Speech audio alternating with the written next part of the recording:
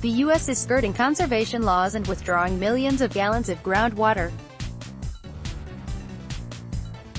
This article was originally published by The Guardian and is reproduced here as part of the Climate Desk collaboration. Border wall construction near the San Bernardino National Wildlife Refuge in Arizona. The survival of 8 endangered and threatened species, including 4 kinds of endemic fish, is in doubt in Arizona, as massive quantities of groundwater are extracted to construct President Donald Trump's border wall.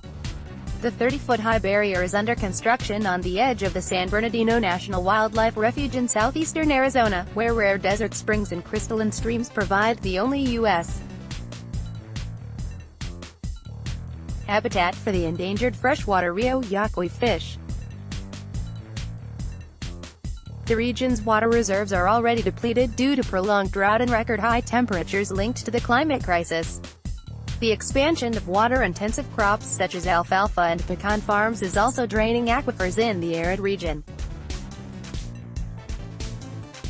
Now, experts fear that construction of this 20-mile stretch of Trump's wall, which began in October, has reduced spring flow and groundwater levels in San Bernardino, which provides scarce habitat for the Yaqui top minnow, chub, beautiful shiner and the most vulnerable, the Yaqui catfish. There's good reason to believe that the Yaqui fish's only U.S. habitat is drying up as a result of tens or hundreds of thousands of gallons of groundwater being pumped to build the border wall, said Laken Jordal, a borderlands campaigner with the Center for Biological Diversity who recently visited the area. A well near San Bernardino National Wildlife Refuge.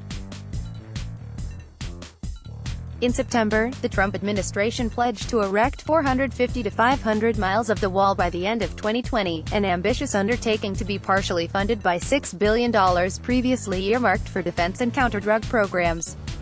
Construction in Arizona and New Mexico is underway, despite multiple ongoing lawsuits challenging the constitutional basis of Trump's executive orders which diverted billions of defense dollars to the wall by declaring a national emergency in February.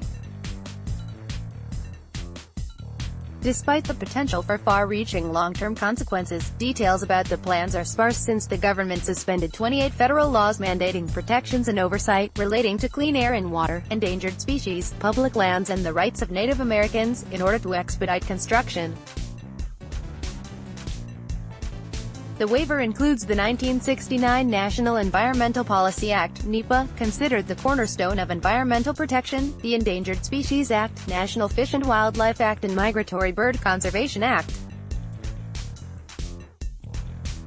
These laws require robust scientific, environmental and costs analysis before projects can be sanctioned. With his wall obsession, President Trump has created an environmental crisis at the border, said U.S. House Representative Raul Grijalva, de Arizona. Through environmental waivers and stolen funds, he's building a wall that will deplete precious water resources, desecrate sacred sites and destroy the environmental treasures and biodiversity that make the borderlands unique, Jordal added. The wall could not be built without the waiver. NEPA requires the government to choose the least invasive, best option for taxpayers. Surveillance cameras could be installed every 100 meters at a fraction of the economic and environmental cost. This wall is an unjustifiable project. More than 100 miles of the new border wall have been slated for Arizona, costing roughly $14 million a mile, according to the U.S. Army Corps of Engineers. 37 federally listed endangered and threatened species live around the Arizona-Mexico border. A Chiricahua leopard frog at San Bernardino National Wildlife Refuge. The Arizona stretch will need at least 50 million gallons of water, according to Gary Nabin, an agricultural ecologist at the University of Arizona in Tucson investigating food and water security on the borderlands. U.S. Customs and Border Protection (CBP) said it was still working with the Army Corps of Engineers to estimate the volume of water required for construction and dust suppression. Work is progressing rapidly in the Tucson sector, which includes the 20-mile San Bernardino stretch. A nearby well has been tapped to extract groundwater which is used to make concrete bases to hold the towering steel slats, and for dust control.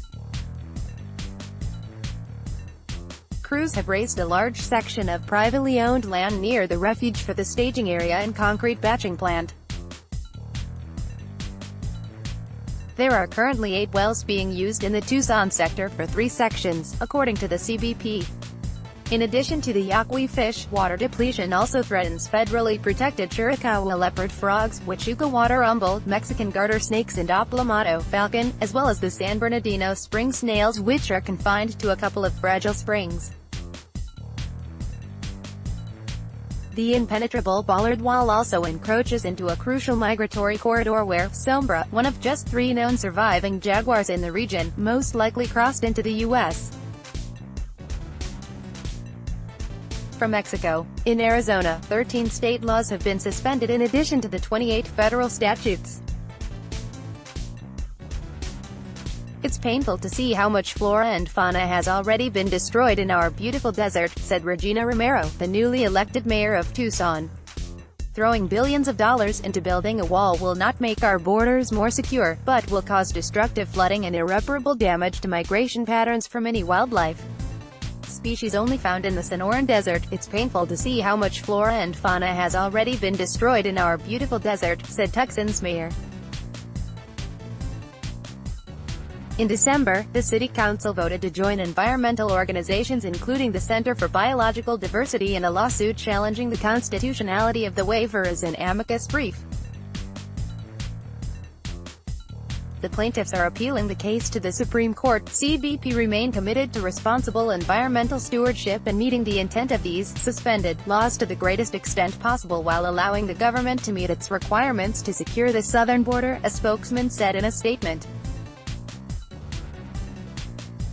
In total, 93 federally listed endangered and threatened species live close to the 2,000-mile southern border, which is North America's most arid region.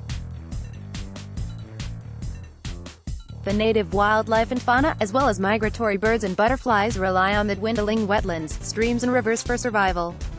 It's the kind of wall, concrete footers, absurdly high, with 24/7 lighting, that Trump has chosen to build, which will cause most disruption to humans, wildlife and vegetation, and the effects will be seen across the continent, said ecologist Nabhan.